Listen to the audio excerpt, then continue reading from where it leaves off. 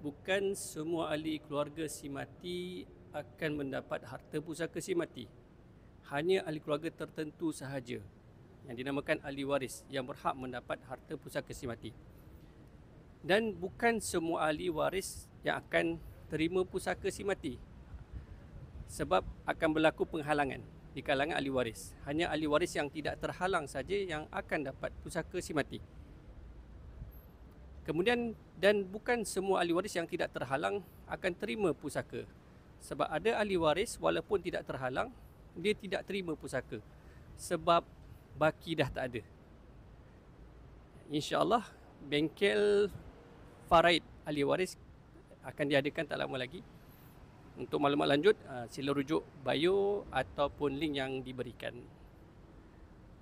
Faham Faraid, harta berkat, waris selamat. Pertubuhan Dua Faraid Malaysia.